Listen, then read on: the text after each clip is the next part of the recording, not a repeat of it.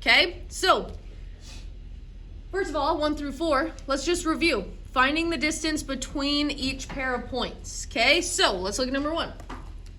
Do we know what these points are, or in other words, does it tell us what these points are? No, so we got to find them. Okay, so somebody raise your hand, help me identify one or both of these coordinate points for number 1. What do you got, Leo? 0. 0. Which one? That one. This one?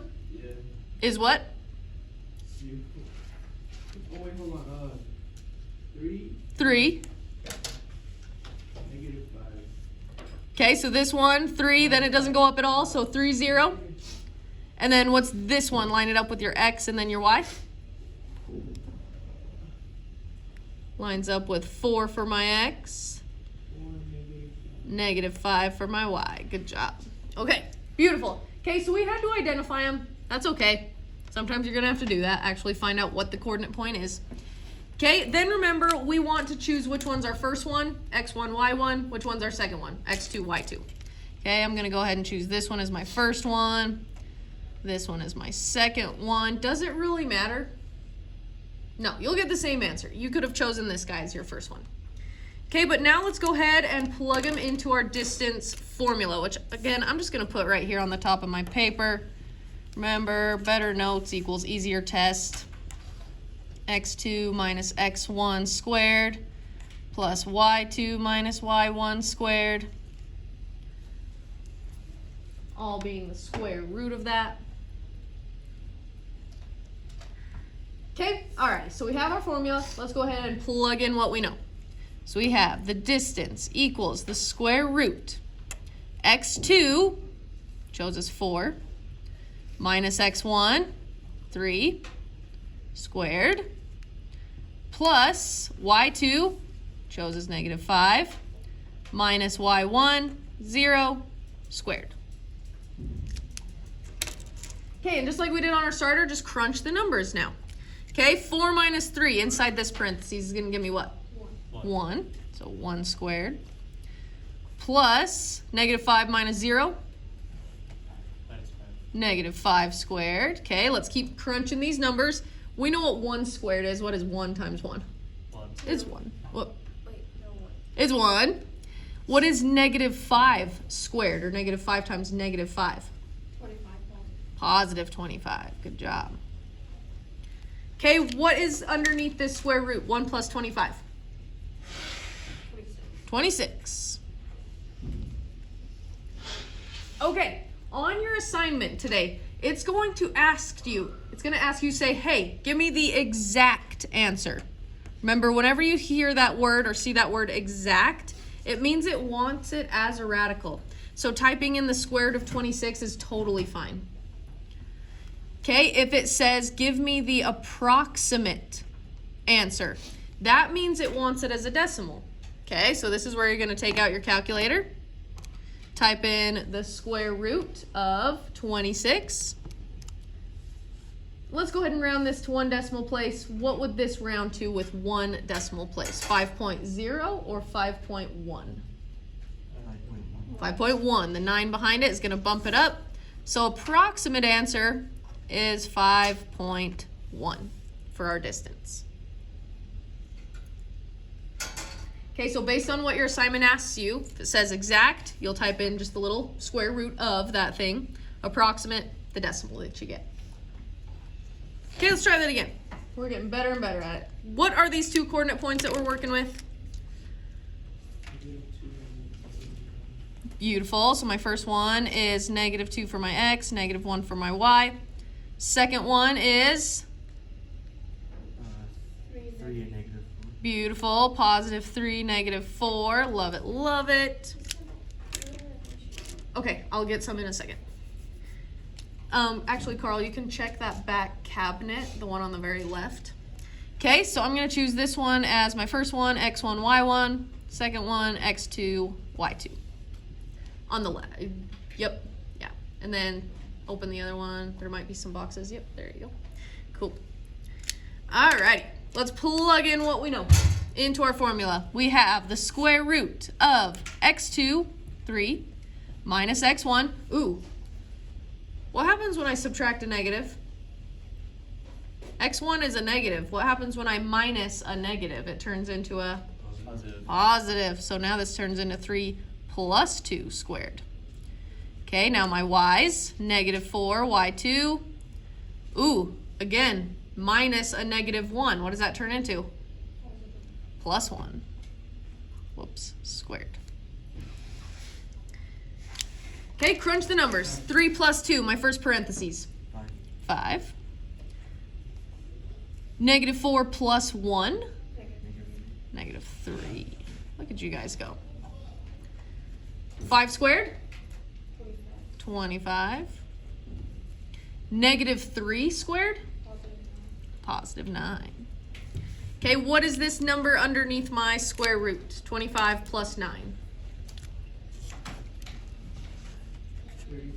34.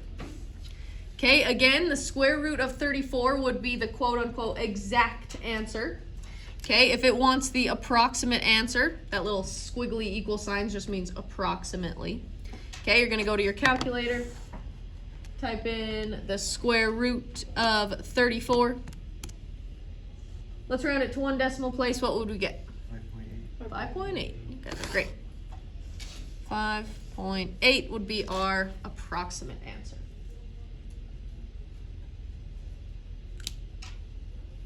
Beautiful. Okay, how are we feeling with distance? Show me a fist of 5. So tell me if I need to do a couple more. Let's do one more with distance. We're actually going to practice it a little bit more, okay? Really quick, number 3. What are these 2 coordinate points that we're working with? Shout them out when you got them. 1 and negative 2. Beautiful. We got positive 1, negative 2 for that one. What about my other one? Negative 3, negative 5. Negative 3, negative 5 for that one. Okay, go ahead, choose your first and second. X1, Y1, X2, Y2, and plug it into your formula. Okay, we got the distance equals the square root of X2, okay, that's positive 1, minus X1. Again, we're subtracting a negative number. What does that turn into? Positive, so plus 3. Plus y2, negative 2. Minus negative 5, subtract a negative, turns into a positive 5. And crunch our numbers. 1 plus 3. 4. Negative 2 plus 5. Positive 3. 4 squared, 4 times 4. 3 squared? 16 plus 9? 15. Oh, it's 25. Yeah. Ooh. Is there a perfect square? Like, is 25 a perfect square number? Yes. What is the square root of 25? 5. 5 and 5. Woo!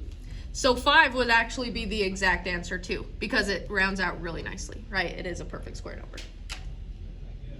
Nice. Okay, let's go ahead using the distance formula now. Okay, let's see what it's asking us for numbers 5 through 8. Okay, it says find the missing side of the triangle. We were using this theorem last time. What theorem do we use when trying to find a missing side of a triangle? Pythagorean theorem, right? Okay, when we know 2 sides of a triangle, we can use our Pythagorean theorem to find this missing side of a triangle. The difference here is just it's on a graph, okay? So where did I get these 9s from? Okay, well, it's 9 spaces. 1, 2, 3, 4, 5, 6, 7, 8, 9 for that side. 1, 2, 3, 4, 5, 6, 7, 8, 9 for that side. Okay, now which sides are my A, B, and C? Carl? A is 9 at the bottom, and B is 9 at the top, and C is X. Good job, okay, because this would be my right angle right here. Good job. Okay, so we know we're going to have to use Pythagorean theorem. A squared plus B squared equals C squared. Okay, so let's go ahead and plug that in to find the missing side of this triangle. Okay, so we have a squared, 9 squared, plus b squared, another 9 squared, equals c squared is my x side. Okay, remember our next step is just get rid of those squareds where you can. We know what 9 squared is. What is 9 times 9? 81. 81 plus another 81 equals x squared. Now, answer me this. Do I need to move those 81s or do I need to combine those 81s? Combine them. They're already both on this side. We just need to make it so it's one number on that side. What is 81 plus 81? 162? 162 equals x squared. Okay. What's my last step? How do I solve for x? How do I get rid of the squared on the x? Square root it. Square root it. Okay, we're gonna go ahead and give our approximate, like the decimal answer. Use a little squiggly x, meaning we're getting a decimal here. Okay, the square root of 162. Help me round it to one decimal place. 12.7. Beautiful.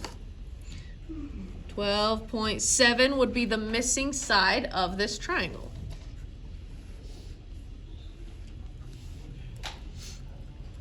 Okay, and you're like, Miss Campbell, why do we care about finding a missing side again of a right triangle?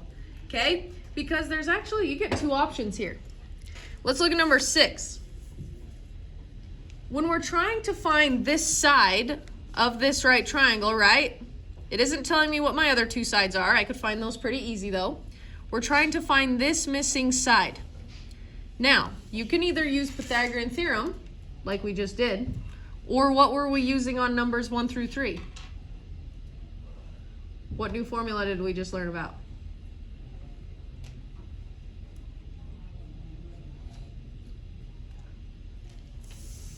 What new formula did we just learn about? The distance formula, okay? Isn't finding this missing side of this right triangle just trying to find the distance between these 2 points? So let me ask you, which do you guys like better? Do you like using distance formula or Pythagorean theorem? Both? Okay, so which one should we use for number 6? What do you want to try for number 6? Distance or Pythagorean theorem? Distance, okay. Okay, so that means we really don't care about these two sides. Okay, so what we do care about is these coordinate points though. Somebody tell me these two coordinate points. Carl? The bottom one is 3 and the other one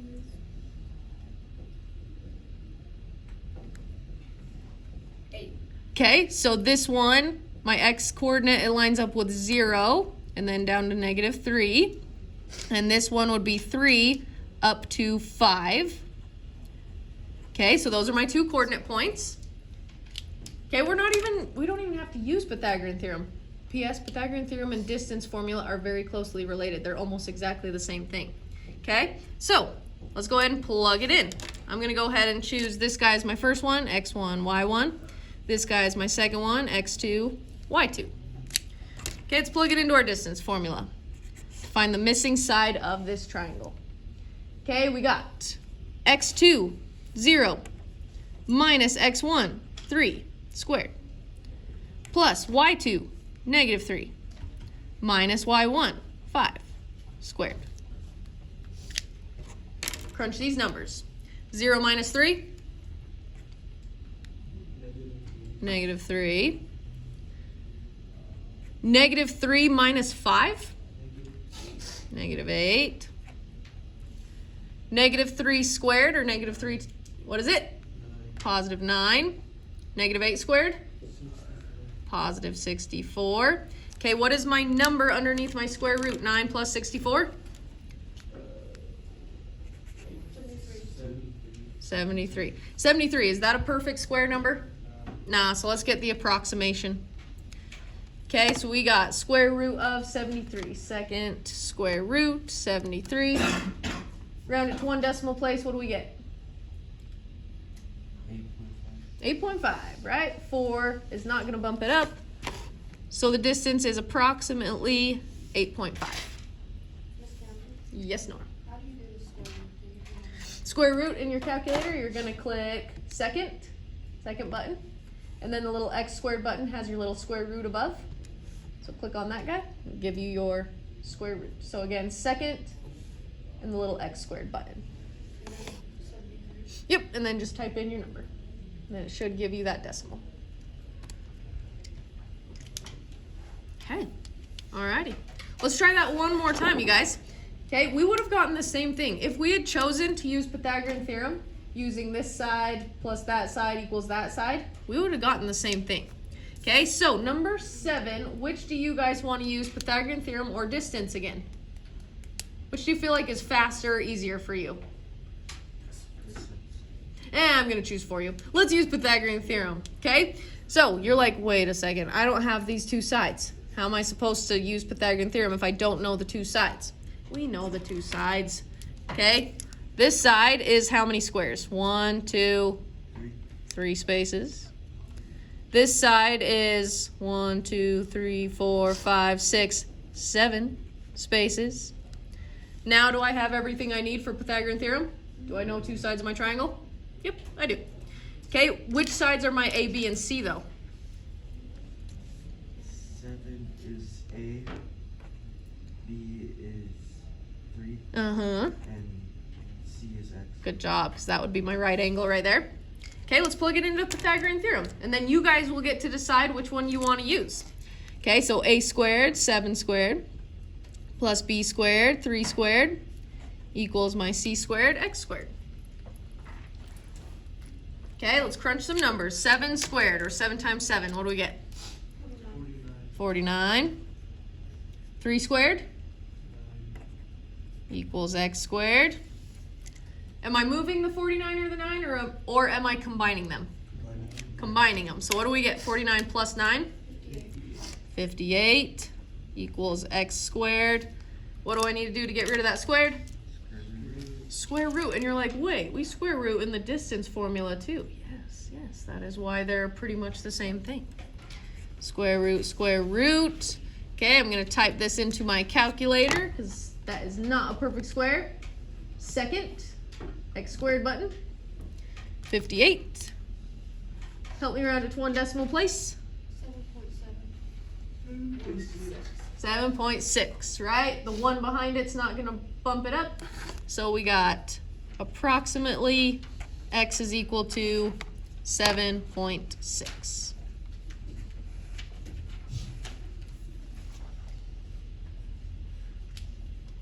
Beautiful. So you guys get to choose, okay? Do you want to use Pythagorean theorem when you're given a graph and a triangle, or do you want to use distance formula? It's totally up to you. You guys said distance, so use distance. I just wanted to show you one more with Pythagorean theorem. Okay, so let's go ahead and skip number 8. Let's go back to numbers 9 through 12. Okay, a little refresher. We're given some more triangles within these graphs. What are we asked to find here? The area. Who remembers the area of a triangle formula? Another formula. Area of a triangle equals something times something times something. 1/2 times. No? Okay. It's this. We got our area equals 1/2 times my base times my height. And that is how we're going to find the area of a triangle.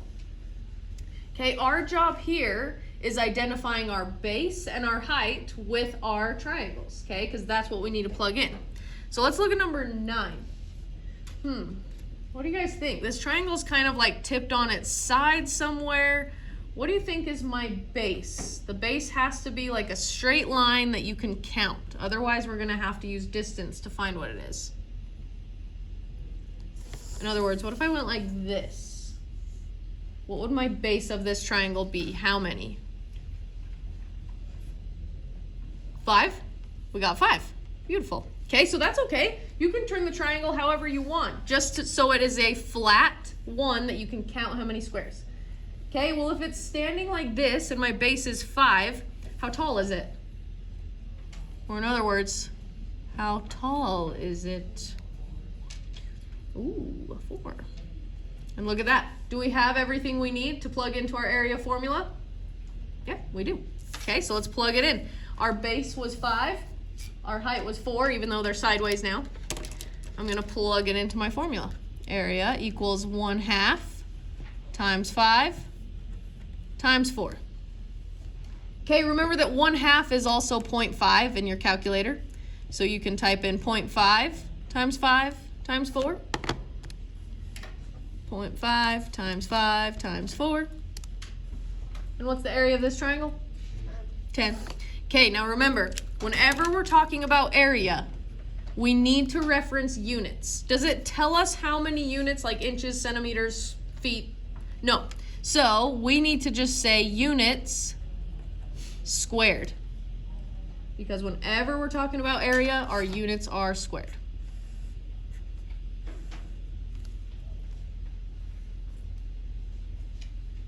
Okay, cool. Alrighty, number 10. I want to show you guys a trick.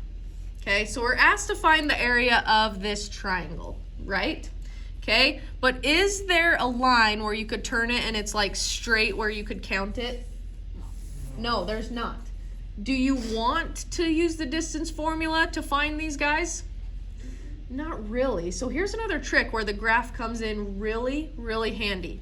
So look at this. What if I were to draw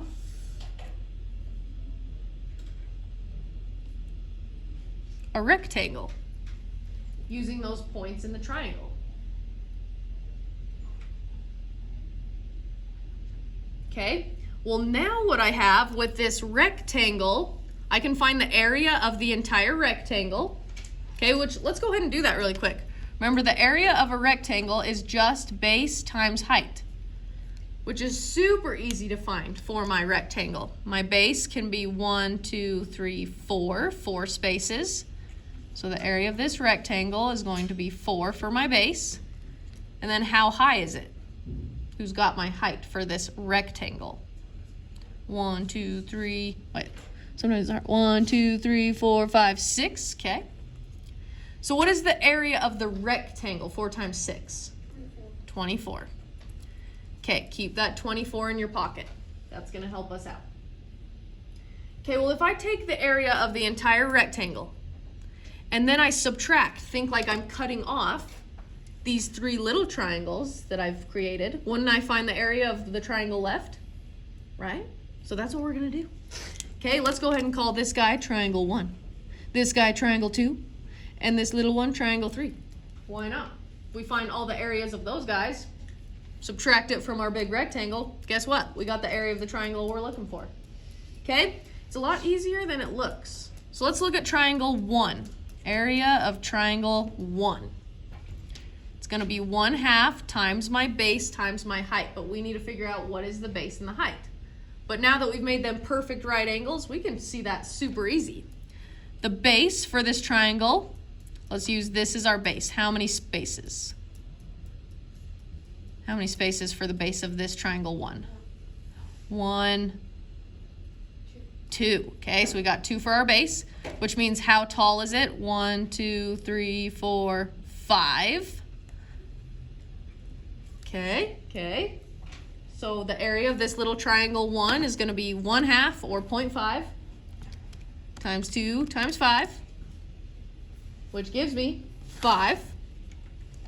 Okay, check. We found the area of our first little triangle. Thank you so much. She is not here. Thank you. Okay, now let's go ahead and find the area of our little triangle 2. 1/2 times, how big is my base for little triangle 2? Let's use this as our base again. How many spaces? 2 again. And how high? 1, 2, 3, 4, 5, 6 this time. Okay, what do you guys get when 1/2 times 2 times 6? 0.5 times 2 times 6. Hintity hint, these guys cancel each other out, so what am I gonna get? When I cancel these guys out, because they cancel each other out, what do I get? What am I left with? 6. 6, thank you, Grant. Phew. Okay, we found the area of our first little triangle, area of our second little triangle. Let's find the area of our third little triangle. Okay, again, 1/2 times my base. Let's just use the bottom as my base this time. My base this time will be 1, 2, 3, 4. Times my height, it is 1 unit tall. Okay, so this time 0.5 times 4 times 1, which gives me 2. Okay, and you're like, Mrs. Campbell, why did we just find all the areas of those things? We found the area of the rectangle. Then we had to find the area of all 3 of these triangles. Okay, because if we take the area of the rectangle, 24, subtract all my areas of those little triangles, think of it like we're cutting it off, we're gonna be left with the triangle we're looking for. So let's take 24 minus 5 minus 6 minus 2 will give us the area of our final triangle we're looking for. What do you guys get? Kane? 11. Confirm? Deny? I shall confirm it just to make sure. 24 minus 5 minus 6 minus 2. He's absolutely right. It is 11. Okay, whenever we're talking about units, what is it? Units what? Squared. 11 units squared for that triangle we were looking for. Okay, if you had to use the distance formula, you'd use the distance, find the distances, then multiply those guys 1/2 times the distance times the distance. I think this way is a nice little trick to avoid the distance formula, but you get to decide. Okay? How are we feeling about finding the area of a triangle when it's on a graph like this? Fist to 5. Yeah, kind of weird way of looking at it. Okay? Alrighty, we're gonna go ahead and stop there for today.